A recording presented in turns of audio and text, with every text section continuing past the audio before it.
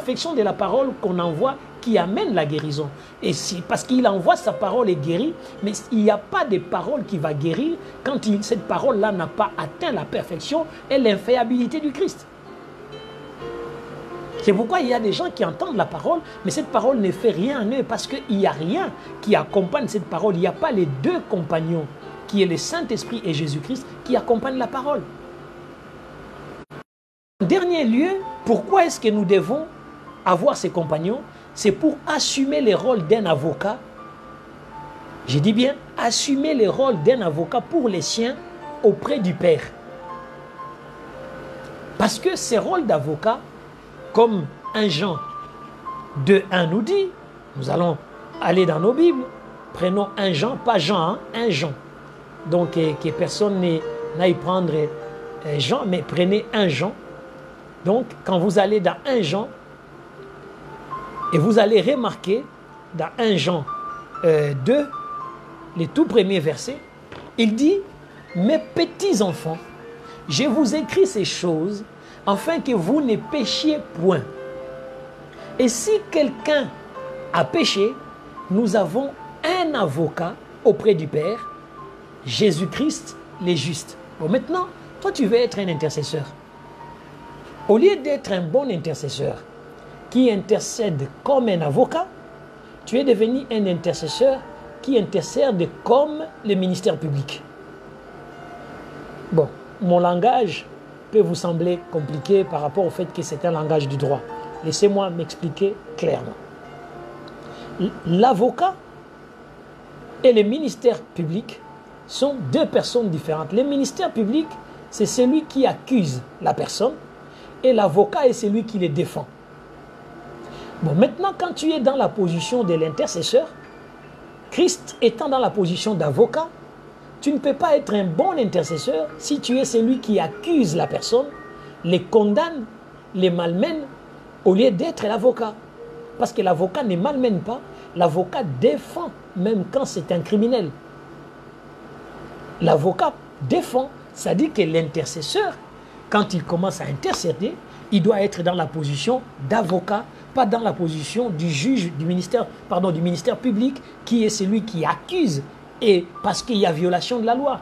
Jésus a bien vu que tu as violé la loi, tu as péché, mais il te défend.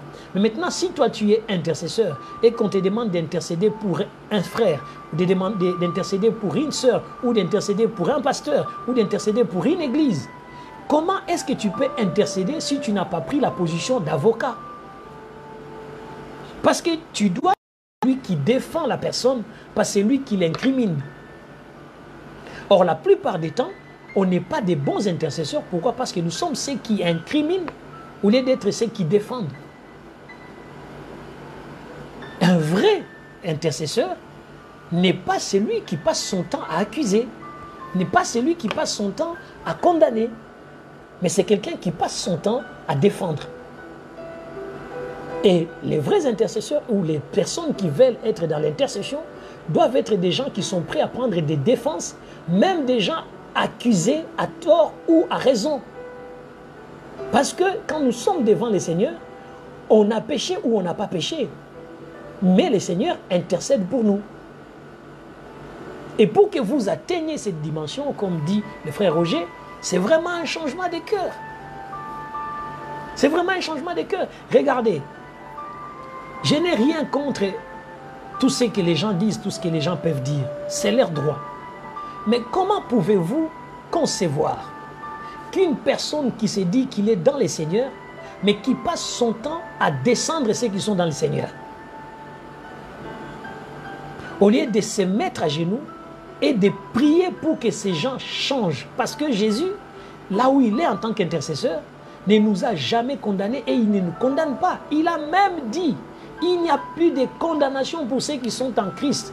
En tout cas, pour ceux qui ont choisi Jésus-Christ comme leur avocat, il n'y aura plus de condamnation. Parce que Jésus est capable de les défendre. Il n'y a plus de condamnation pour ceux qui sont en Christ, parce que leur avocat Christ gagne toujours des procès et il a gagné ses procès déjà à la croix. Et tout procès de condamnation ou d'accusation, si Jésus est leur avocat, ils ne les perdront pas. Alléluia. Je ne sais pas à qui je parle, mais je sais une chose, que nous sommes devenus beaucoup des ministères publics. Or, les ministères publics ont tendance à rendre public tout ce qui est dans son ministère. A tendance à mettre son ministère sur les marchés et sur la publicité, afin que tout le monde sache. C'est la raison pour laquelle déjà il a un ministère public et il est ministère public.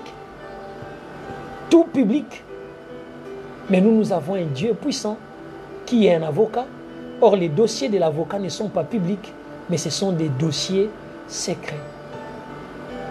Il travaille dans les secrets, il défend dans les secrets et il gagne ses procès dans les secrets. Donc, quelque part, si vous n'avez pas saisi cette dimension, et c'est pourquoi quelquefois beaucoup d'enfants de Dieu me disent, mais prophète, j'aimerais devenir comme toi.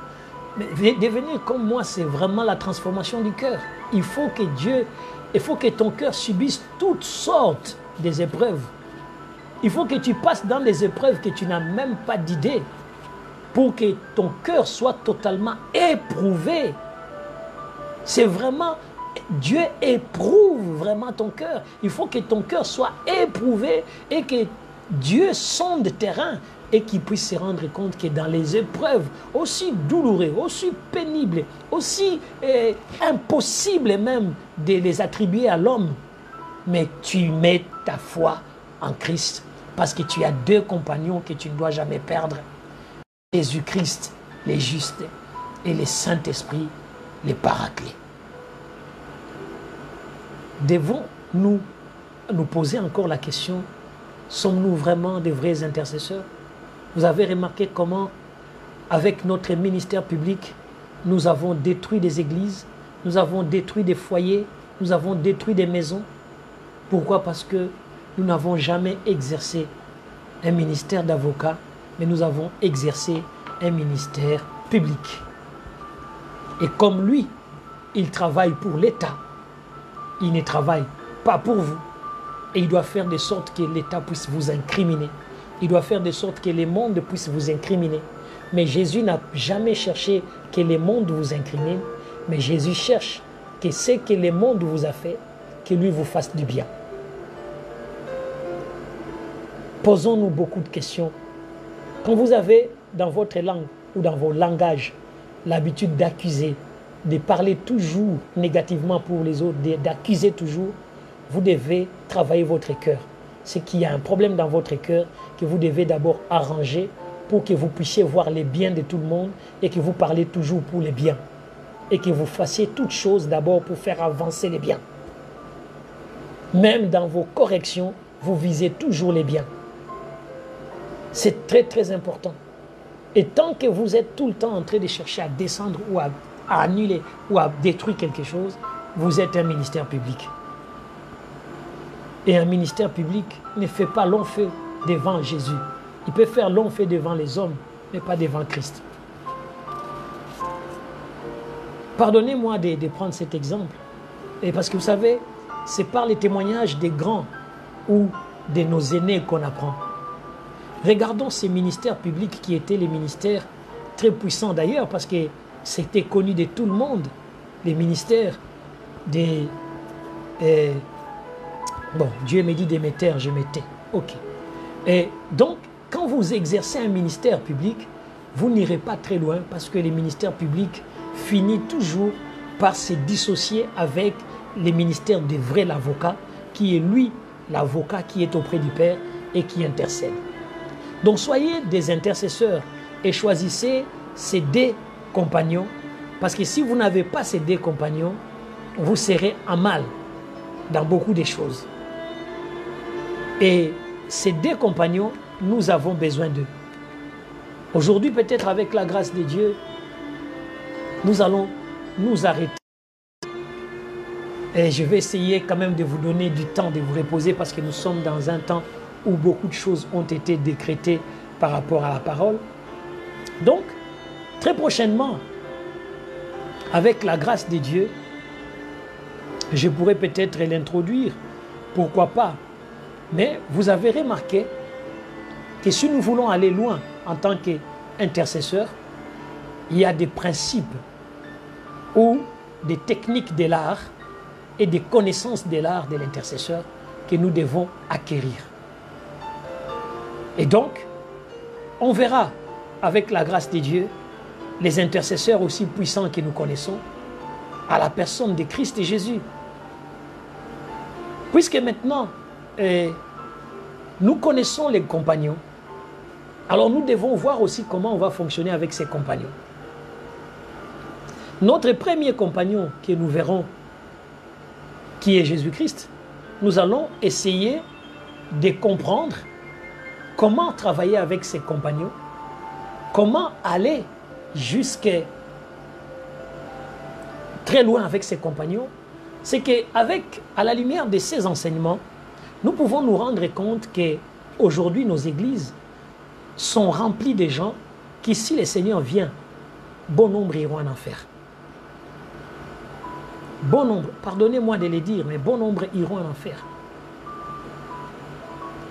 Et c'est vrai, si nous n'avons pas la lumière de la parole, si nous ne sommes pas assis dans la parole, nous n'allons pas devenir...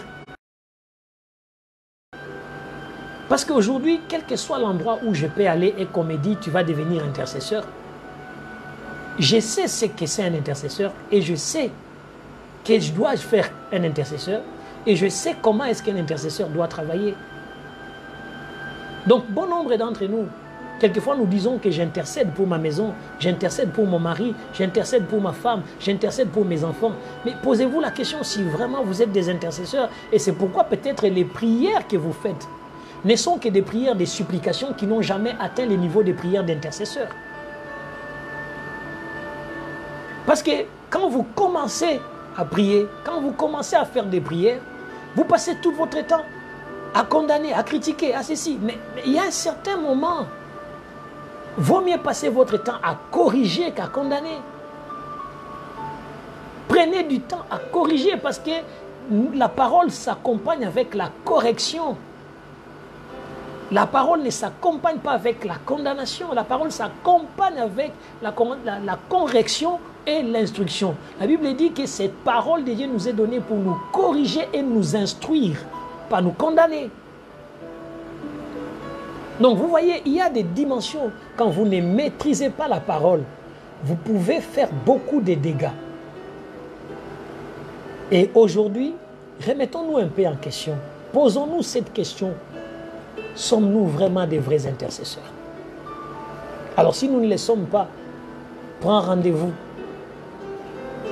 Minuit 30 avec la prophétesse Sarah. Prends rendez-vous pour apprendre. Prends rendez-vous pour te former. Prends rendez-vous pour être initié à l'intercession. Prends rendez-vous. Initie-toi.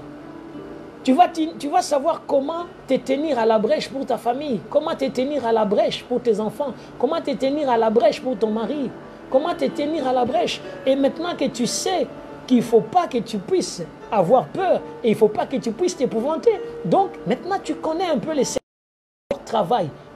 Forme-toi, transforme-toi. Et parce que l'Église a failli à son rôle, et qui nous a amenés dans des positions où nous sommes maintenant aujourd'hui des confinements, c'est parce que nous n'avons pas été des meilleurs intercesseurs, mais nous étions ceux qui passent leur temps à condamner les dirigeants spirituels, à condamner les dirigeants politiques, à condamner même le peuple. Au lieu d'intercéder,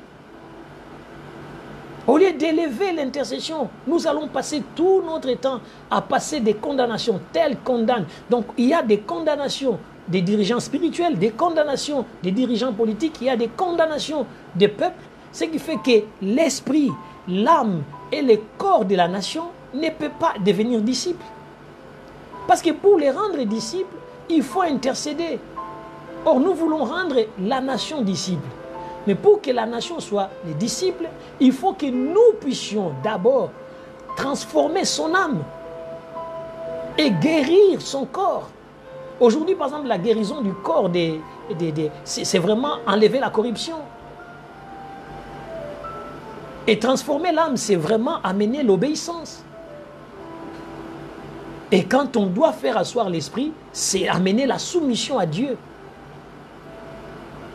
C'est vraiment dans la vie de beaucoup d'enfants de Dieu, nous faisons beaucoup de choses, mais nous ne réalisons pas ce que Dieu veut de nous réellement. Pourquoi? C'est parce que tout simplement, nous n'aimons pas être enseignés. Nous sommes des gens qui disent « je connais tout, je maîtrise tout ». Même moi qui vous enseigne, j'ai mon père spirituel, je ne connais qu'en partie. De temps en temps, je reviens, je dis « Papa Jacques, je vais parler de ceci. Voilà ce que j'ai. Qu'est-ce que tu peux me donner ?» Et quand je vais aller auprès de Dieu, je vais prier le Saint-Esprit. Et si Jésus-Christ va amener tout ce qui me manque pour que je puisse donner une nourriture qui peut aider quelqu'un à grandir et à devenir quelqu'un. La parole de Dieu, c'est pour corriger et instruire. Ce n'est pas pour condamner et critiquer. Je tiens à ce que vous soyez des enfants, que cet héritage que je vous donne, qui d'ailleurs vous revient, puisse vraiment vous aider à aller de l'avant. Vous aider de sorte que, avec la grâce de Dieu, si la permission de Dieu revient pour que nous puissions nous retrouver dans l'assemblée, que ce soit une nouvelle assemblée. Que ce soit un peuple qui a compris qui est Dieu, qui a compris ce que c'est la parole de Dieu. Nous n'avons pas mis en place MDC prophétique pour le plaisir de mettre en place MDC prophétique. Nous l'avons mis en place pour que vous vous retrouvez dedans et que vous puissiez recevoir de la nourriture qui va vous rendre fort, capable de devenir ce que Dieu nous a appelés à devenir sur les îles. Surtout de travailler l'âme des îles, l'âme de cette nation des îles, le peuple, à les amener à devenir une âme qui n'a plus des émotions, mais une âme qui a la paix. C'est ça la dimension et la grandeur de Dieu. Nous verrons ensemble, avec la grâce et la puissance de Dieu, comment travailler avec ces deux intercesseurs, ces deux compagnons. Ça veut dire Jésus-Christ comme intercesseur et le Saint-Esprit comme intercesseur. Et il est quand même important, quand on parlera peut-être de l'intercession de Jésus, je pourrais peut-être parler de la croix, vraiment pour que vous puissiez avoir cette connaissance et entrer dans cette dimension où Dieu, qui est un Dieu puissant, un Dieu merveilleux, est en train de nous faire comprendre les choses que nous avons peut-être négligées et ignorées.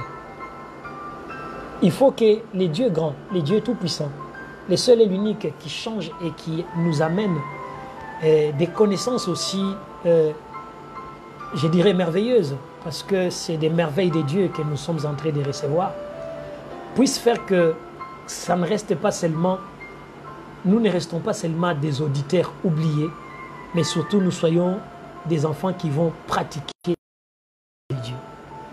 Vous savez, très souvent, nous sommes des vrais auditeurs. Nous écoutons bien la parole de Dieu, mais les mettre en pratique n'est pas notre point fort.